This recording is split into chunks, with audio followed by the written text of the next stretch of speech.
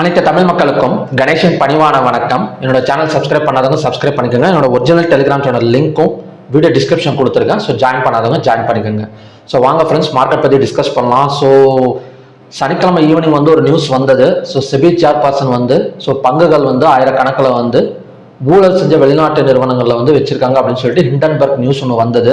So கண்டிப்பாக அந்த news ஒரு பெரிய ஃபால் கிராஷ் கொண்டு வந்துடும் அப்படின்னு தான் எல்லாரும் நினச்சோம். பட் அவங்க அதானியை மட்டும் கரெக்டாக டார்கெட் பண்ணி ஸோ அந்த ஒரு குறிப்பிட்ட அதானி குரூப் ஆஃப் கம்பெனிஸை மட்டும் டார்கெட் பண்ணி ஃபுல் அண்ட் ஃபுல் பார்த்தீங்கன்னா லாஸில் கொண்டு போயிருக்காங்க. ஸோ எவ்வளோ கொண்டு போயிருக்காங்க அப்படின்னு ஃபர்ஸ்ட் பார்க்கலாம். So Adani Enterprises, Adani Group of கம்பெனிஸில் பார்த்தீங்கன்னா இந்த கம்பெனிஸ்லாம் இருக்குது. So Adani Enterprises, Adani Ports and SEZ, Adani Green Energy, Adani Power, Ambuja Cements, Adani Energy Solutions, Adani Total Gas, Adani Wilmar, ACC, Sanghi Industries, NDTV. So இதெல்லாம் பார்த்தீங்கன்னா கிட்டத்தட்ட பார்த்தீங்கன்னா ஃபுல் அண்ட் ஃபுல் ரெட்டாகவே. ஸோ குறைஞ்சபட்சம் பார்த்தீங்கன்னா -0.67%, ஸோ அதிகபட்சமாக -4.28% வரைக்கும் பார்த்தீங்கன்னா ஃபால் ஆயிருக்கு. ஸோ மற்ற ஸ்டாக்ஸ் எல்லாம் பார்த்தீங்கன்னா கொஞ்சம் மேலே தான் வந்திருக்கு. ஸோ மிட் கேப் நிஃப்டியாக இருக்கட்டும், ஸோ ஃபின் நிஃப்டியாக இருக்கட்டும், ஸோ சென்செக்ஸாக இருக்கட்டும், ஸோ எல்லாமே பார்த்தீங்கன்னா கொஞ்சம் மேலே தான் வந்திருக்கு. அந்த குறிப்பிட்ட அதானி குரூப் ஆஃப் கம்பெனிஸை மட்டும் டார்கெட் பண்ணி ஸோ எவ்வளோ சம்பாதிச்சிருக்காங்க அப்படின்னு பார்த்தீங்கன்னா, ஸோ எவ்வளோ சம்பாதிச்சிருக்காங்கன்னு ஓவராலாக தெரியாது, ஆனால் எவ்வளோ ஃபால் ஆயிருக்காங்கிற நியூஸ் வந்திருக்கு. ஸோ கிட்டத்தட்ட பார்த்தீங்கன்னா ஒரு 7% லூஸ் பண்ணியிருக்காங்க. இன்வெஸ்டர்ஸ் லூஸ் கிட்டத்தட்ட பார்த்தீங்கன்னா ஒரு 53,000 கோடி. ஸோ இவங்க என்னமோ வச்சிருக்கிறது ஒரு குறிப்பிட்ட கோடி பங்குகள் தான். ஆனால் இது ஒரு நியூஸ் கொடுத்து ஸோ ஹிண்டன்பர்க் நிறுவனம் மூலயமா அந்த நியூஸை பொறுத்து 53,000 கோடி ஃபால் ஆயிருக்கு.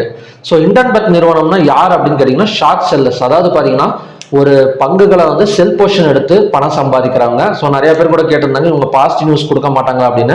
ஸோ கண்டிப்பாக இவங்க பாசிட்டிவ் நியூஸ் வராது. ஏன்னா இவங்க வாயிலேருந்து வந்தாலே அது ஒரு நெகட்டிவ் நியூஸாக தான் இருக்கும். அது காரணம் என்னன்னா இவங்க ஒரு ஷார்ட் செல்லர்ஸ், அதாவது செல்லிங் பொசிஷன் எடுத்து அது மூலியமா பார்த்தீங்கன்னா பணம் பார்க்குறாங்க. இப்போ உதாரணத்துக்கு ஏதாவது ஒரு ஸ்டாக்ஸ் செல் பொசிஷன் நிறைய எடுத்து வச்சிருப்பாங்க, நிறைய இன்வெஸ்ட்மெண்ட் பண்ணியிருப்பாங்க. ஸோ இவங்க பார்த்தீங்கன்னா ஒரு எவிடன்ஸ் அதாவது என்ன சொல்றதுன்னா ஒரு அவங்க மேலே ஏதாவது ஒரு குற்றச்சாட்டோ இல்லைன்னா பார்த்தீங்கன்னா ஒரு பங்குகளில் முறைகேடு பண்ணுறதோ ஸோ அந்த மாதிரியெல்லாம் ஏதாவது நடக்கிறப்ப ஸோ அவங்க அந்த எவிடன்ஸ் எடுத்து வச்சுக்கிட்டு ஸோ அந்த குரூப் ஆஃப் ஸ்டாக்ஸில் ஷார்ட் செல்லிங் நிறையா பண்ணி வச்சிருவாங்க.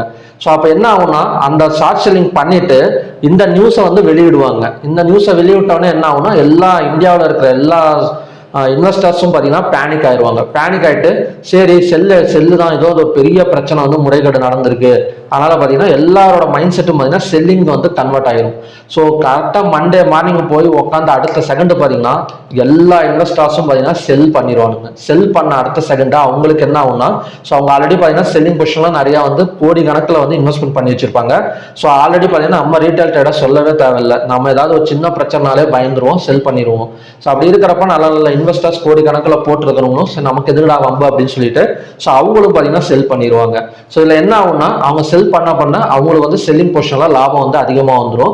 ஸோ இன்னைக்கு மட்டும் பார்த்தீங்கன்னா இன்வெஸ்டர்ஸ் 53,000 கோடி இழந்திருக்காங்க அப்படின்னு சொல்லிட்டு நியூஸ் வந்திருக்கு. ஸோ பார்க்கலாம் இது கண்டினியூஸ் ஆகுமா அப்படின்னு கேட்டிங்கன்னா இன்னைக்கே பார்த்தீங்கன்னா ரெக்கவரி ஆயிடுச்சுங்க. இப்போ ஓரளவு பார்த்தீங்கன்னா இப்போ உங்களுக்கு காட்டுறோம் பாருங்களேன். இப்போ ஏசிசி எல்லாம் பார்த்தீங்கன்னா காலையில் ஒரு நல்ல ஒரு செல்லிங் பொசிஷன்ல இருந்தது. ஸோ கிட்டத்தட்ட பார்த்தீங்கன்னா 2,292 ஒரு 2,338 கிட்டத்தட்ட பார்த்தீங்கன்னா ஒரு நல்ல பர்சன்டேஜ் ரெக்கவரி தான் இருக்கு. அடானியன் போர்ட்ஸ், அடானியன்ட்டா இருக்கட்டும், ஸோ அடானி போர்ட்ஸாக இருக்கட்டும், ஸோ எல்லாமே பார்த்தீங்கன்னா நல்ல ஒரு ரெக்கவரி எடுத்துருச்சு. ஸோ கீழே இறங்கினா கூட ஸோ பையர்ஸ் தான் உள்ளார வந்திருக்காங்க. ஸோ இந்த பையர்ஸ் யாரா இருக்கும் அப்படிங்கறது ஒரு ப்ரிடிக்ஷன் மாதிரி பண்ணலாம்னு பார்த்தீங்கன்னா ஸோ கண்டிப்பாக எஃப்ஐஎஸ்ஸாக இருக்காது, ஸோ டிஐஎஸ்ஸாக இருக்கிறதுக்கான ஒரு பாசிபிலிட்டிஸ் இருக்கு. ஸோ அது எப்படி டிஐஎஸ் அப்படிங்கிறீங்க அப்படின்னா ஸோ எஃப்ஐடிஐ டேட்டா உங்களுக்கு காட்டுறேன். ஸோ எஃப்ஐடிஐ டேட்டா பார்த்தீங்கன்னாலே தெரியும். ஸோ கிட்டத்தட்ட பார்த்தீங்கன்னா 2ஆம் தேதியிலேருந்து ஒரு 8ஆம் தேதி வரைக்குமே பார்த்தீங்கன்னா FIIs so full and full நெகட்டிவ்ல தான் இருக்காங்க. ஆனால் டிஐஎஸ் தொடர்ந்து பை பண்ணிக்கிட்டே தான் இருக்காங்க. இது மட்டும் கிடையாது. ஸோ இந்த சைடும் பார்த்தீங்கன்னா ஜூலை, ஜூன், மே, ஏப்ரல், மார்ச், பிப்ரவரி, ஜனவரி, ஸோ கிட்டத்தட்ட பார்த்தீங்கன்னா இந்த வருஷத்துலேருந்து ஜனவரிலேருந்து ஜூலை வரைக்கும் ஸோ எஃப்ஐஎஸ் டேட்டா பார்த்தீங்கன்னா கிட்டத்தட்ட ஒரு 2 லட்சம் கோடிக்கு மேலே, அதாவது 1 லட்சம் கோடிக்கு மேலே செல்லிங்ல இருந்திருக்காங்க. ஆனால் அவங்களும் பார்த்தீங்கன்னா ஜூலை, ஜூன்ல பையிங்குள்ளார வந்துட்டாங்க. ஆனால் டிஏஎஸ் பொறுத்த வரைக்கும் ஸோ ஃபுல் அண்ட் ஃபுல் பார்த்தீங்கன்னா ஜனவரிலேருந்து ஜூலை வரைக்குமே எல்லாம் ஃபுல்லாகவே பார்த்தீங்கன்னா பைல தான் இருந்திருக்காங்க. ஸோ கண்டிப்பாக வந்து இன்னைக்கு செகண்ட் ஹாஃப்ல ரெக்கவரி பண்ணதுக்கு காரணம் வந்து இன்னும் எஃப்ஐடிஎஸ் டேட்டா வந்து வரல. ஸோ நானாக தான் சொல்கிறேன். ஸோ கண்டிப்பாக வந்து எஃப்ஐடிஎஸ் டேட்டா வந்தால் கூட டிஏஎஸ் தான் பார்த்தீங்கன்னா பை பண்ணியிருக்கிற மாதிரி சுச்சுவேஷனில் இருந்திருக்குமே தவிர, ஸோ எஃப்ஐஎஸ் வந்து கொஞ்சம் கண்டிப்பாக ஃபர்ஸ்ட் ஹாஃப்லலாம் செல் பண்ணிட்டு செகண்ட் ஹாஃப்ல அமைதியாக இருந்திருப்பாங்க. ஸோ மறுபடியும் எப்பவும் போல நான் ஆல்ரெடி சொன்ன மாதிரி தான். ஸோ லாஸ்ட் வீக் ஃபுல்லாமே 2 ஆகஸ்ட்லேருந்து 9 வரைக்கும் ஃபுல் அண்ட் ஃபுல் டிஏஎஸ் வந்து பை பண்ணியிருக்காங்க. ஸோ கண்டிப்பாக இன்னைக்கும் வந்து அந்த ரெக்கவரி ஆகிறதுக்கு காரணம் டிஏஎஸ்ஸாக இருக்கும்னு நினைக்கிறேன். ஸோ பார்க்கலாம் ரிசல்ட்ஸ் வந்தோடனே அந்த மாதிரி இருக்குன்னு. ஸோ பேங்க் நிஃப்டி வந்து ஆல்ரெடி சொல்லியிருந்தேன். ஸோ சப்போர்ட்டுக்கு கீழேயோ இல்லை கேப் டவுன்ல ஓப்பன் ஆனால் கூட 215 மினிட்ஸ் கேண்டல் விழுந்துச்சு அப்படின்னா ஸோ கண்டிப்பாக மேலே வரதுக்கான ஒரு பாசிபிலிட்டி இருக்கு அப்படின்னு சொல்லியிருந்தேன். ஸோ பேங்க் நிஃப்டியில் ஸோ அதே மாதிரி தான் நடந்திருக்கு. ஸோ எக்ஸாக்டாக பார்த்தீங்கன்னா ஒரு கேப் டவுன் ஓப்பனிங் மாதிரி தான். ஸோ 50,170 வந்துட்டு ஸோ மார்க்கெட் கிட்டத்தட்ட அங்கேருந்து ரெக்கவரி ஆயிருக்கு. ஸோ நிஃப்டி 50 எல்லாமே ரெக்கவரி தாங்க. நான் டெலிகிராம் சேனலில் கூட காலையில் கொடுத்துருந்தேன். ஸோ என்னோட பாயிண்ட் ஆஃப் வியூ படி பார்த்தீங்கன்னா டெக்னிக்கல்ஸ் படி ஸோ கண்டிப்பாக வந்து மார்க்கெட் வந்து மேலே அப்பா வரத்துக்கு தான் பாசிபிலிட்டி இருக்கு நிறையா அப்படின்னு சொல்லியிருந்தேன். ஸோ எக்ஸாக்டாக அதே மாதிரி தான் நடந்திருக்கு. நீங்கள் என்னோட டெலிகிராம் சேனலில் இல்லைன்னா என்னோட வீடியோ டிஸ்கிரிப்ஷனில் டெலிகிராம் சேனல் கொடுத்துருக்கேன். ஸோ ஆட் பண்ணிக்கோங்க, அது ரொம்ப யூஸ்ஃபுல்லாக இருக்கும் உங்களுக்கு. ஸோ அதே மாதிரி நிறைய Telegram channel fake Telegram channel இருக்குது. ஸோ அதெல்லாம் போகாதீங்க. என்னோட ஒரிஜினல் டெலிகிராம் சேனல் யூடியூப் டிஸ்கிரிப்ஷன்லையும் அப்புறம் பார்த்தீங்கன்னா இன்ஸ்டாகிராம் என்னோட ஒரிஜினல் பேஜ்லையும் தான் கொடுத்துருக்கேன். நீங்கள் அதெல்லாம் போயிட்டு ஆட் பண்ணிக்கலாம். ஸோ ஃபின் நிஃப்டி எல்லாமே சேம் தாங்க. மிட் கேப் நிஃப்டி எல்லாம் நல்லாவே தெரிஞ்சது காலையிலே.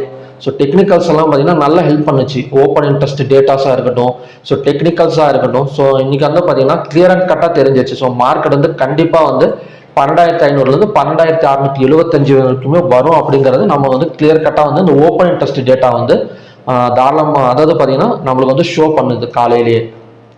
ஸோ சென்செக்ஸ் ஸோ எல்லாமே பார்த்தீங்கன்னா செகண்ட் ஹாஃப்ல வந்து கொஞ்சம் செல்லிங் வந்து கொடுத்துருக்குறாங்க. ஸோ பார்க்கலாம் அது எந்த மாதிரி நடக்குதுன்னு. ஸோ ஓப்பன் இன்ட்ரெஸ்ட் டேட்டாஸ் வந்து எப்படி க்ளோஸ் ஆயிருக்கு அப்படின்னு பார்த்தீங்கன்னா ஸோ பேங்க் நிஃப்டியில் வந்து கால் ஆப்ஷன் வந்து ஹெவியாக பை பண்ணியிருக்காங்க, புட் ஆப்ஷனை செல் பண்ணியிருக்காங்க. நிஃப்டி 50, ஃபின் நிஃப்டி, சென்செக்ஸ் இது வந்து சொல்லிக்கிற அளவு இல்லை. ரெண்டு பக்கமும் பார்த்தீங்கன்னா ஈக்குவலாக தான் இருக்கு. ஸோ மிட் கேப் நிஃப்டியை பொறுத்த வரைக்கும் கால் ஆப்ஷன் ஹெவியாக பை பண்ணி புட் ஆப்ஷனை வந்து கொஞ்சமாக செல் பண்ணியிருக்காங்க. ஸோ ஓவராலாக பார்த்தீங்கன்னா பேங்க் நிஃப்டி மிட் கேப் நிஃப்டிலையும் so buyers call option side அதிகமாக இருக்காங்க. ஸோ மேற்கொண்டு பேங்க் நிஃப்டி மேலே வரதுக்கான பாசிபிலிட்டிஸ் இருக்குது. ஸோ நாளைக்கான கண்டிஷன்ஸ் பார்க்கலாம் அடுத்தது. ஸோ நாளைக்கு ரெசிஸ்டன்ஸ் ஆக்ட் ஆகக்கூடிய இடம் பார்த்தீங்கன்னா 50,889, பிவோட் பாயிண்ட் வந்து 50,520, சப்போர்ட் வந்து 50,210. இன்னைக்கு ஹை வந்து 50,830, லோ வந்து 50,149, ஓப்பன் ஆன இடம் வந்து பார்த்தீங்கன்னா 50,412, க்ளோஸ் ஆன இடம் வந்து 50,578. கிட்டத்தட்ட ஓப்பன் ஆன இடத்துல இருந்து ஒரு 175 பாயிண்ட்ஸ் மேலே கொண்டு போய் தான் க்ளோஸ் வச்சிருக்காங்க. ஓவராலாக பார்த்தீங்கன்னா பையிங் ப்ரெஷர் தான் இன்னைக்கு பேங்க் நிஃப்டியை பொறுத்தவரைக்கும், செல்லிங் அப்படின்னு சொல்லிட முடியாது. ஸோ பையிங் ப்ரெஷரில் தான் பார்த்தீங்கன்னா க்ளோஸ் ஆயிருக்கு. ஸோ ஃபர்ஸ்ட் கண்டிஷன் படி ஸோ பிட்வீன் ரெசிஸ்டன்ஸ் அண்ட் பிவோட்ல தான் ஓப்பன் ஆகக்கூடிய சான்சஸ் வந்து நிறையா இருக்கு. அப்படி ஓப்பன் ஆனால் இந்த பிவோட் வந்ததுக்கு அப்புறம் பை சைடு வந்து ஃபோக்கஸ் பண்ணலாம். ஸோ அதோட டார்கெட் வந்து கண்டிப்பாக வந்து நாளைக்கு வந்து ஒரு 800 to 900 பாயிண்ட்ஸ் வரைக்கும் எதிர்பார்க்குறேன். ஏன்னா இன்னொரு காரணமும் இருக்கு. அதுக்கு என்ன காரணம் அப்படின்னு பார்த்தீங்கன்னா ஸோ புல்லிஷ் என்கல்ஃபிங் அப்படிம்பாங்க இந்த கேண்டில் நேமு.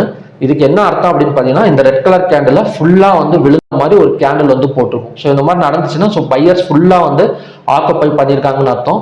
ஸோ அதனால தான் சொன்னேன். ஸோ இந்த பிவோட்டெல்லாம் வந்துட்டு மார்க்கெட் மேலே வந்துச்சுன்னா ஒரு 800 to 900 பாயிண்ட்ஸ் வரைக்கும் வந்துடும். ஸோ அதே சமயம் ஒரு கேப் அப்ல ஓப்பன் ஆச்சுன்னா செகண்ட் கண்டிஷன் படி ஸோ கேப் அப்ல ஓப்பன் ஆனால் ஸோ கண்டிப்பாக வந்து அடுத்த டார்கெட் வந்து 51,100, 51,400 வரைக்குமே வரதுக்கான ஒரு பாசிபிலிட்டி இருக்கு. ஸோ மூணாவது கண்டிஷன் படி பிட்வீன் பிவோட் அண்ட் சப்போர்ட்ல ஓப்பன் ஆனால் மட்டும்தான் நம்ம போயிட்டு என்ன சொல்றதுன்னா புட் ஆப்ஷன் வந்து பை பண்ணோமா இல்லையான்னு பார்க்கணும். ஸோ இந்த மாதிரி ஓப்பன் ஆகிறப்ப இந்த க்ளோஸுக்கு மேலே ஓப்பன் ஆகுதான்னு பாருங்க, இல்லை க்ளோஸுக்கு கீழே தான் ஓப்பன் ஆகும். ஏன்னா மேலே ஓப்பன் ஆகுது, ஏன்னா பிவோட்டு தானே. ஸோ பிட்வீன் பிவோட் அண்ட் சப்போர்ட்ல ஓப்பன் ஆனாலே இந்த க்ளோஸுக்கு கீழே ஓப்பன் ஆகிடும். ஸோ அந்த டைம்ல வந்து இந்த பிவோட் வந்ததுக்கு அப்புறம் 215 minutes candle red colour candle form ஆனால் புட் ஆப்ஷன் சைடு வந்து ஃபோக்கஸ் பண்ணலாம். ஸோ அதோட டார்கெட் வந்து இந்த சப்போர்ட் தான். அப்படி இல்லாமல் மார்க்கெட் மேலே போகாமல் சப்போஸ் மார்க்கெட் ஓப்பன் ஆனது கீழே வந்துச்சுன்னா ஸோ எவ்வளோ தூரம் வருதோ விடுங்க. விட்டதுக்கு அப்புறம் 215 minutes candle green colour candle form ஆனால் ஸோ அகைன் வந்து ரெசிஸ்டன்ஸ் வந்து வரதுக்கான ஒரு பாசிபிலிட்டிஸ் வந்து இருக்கு. ஸோ இதுதான் பார்த்தீங்கன்னா நாளைக்கான 3 கண்டிஷன். பிட்வீன் ரெசிஸ்டன்ஸ் அண்ட் பிவோட்ல ஓப்பன் ஆனால் பிவோட் வந்ததுன்னா பையிங் பாசிபிள்.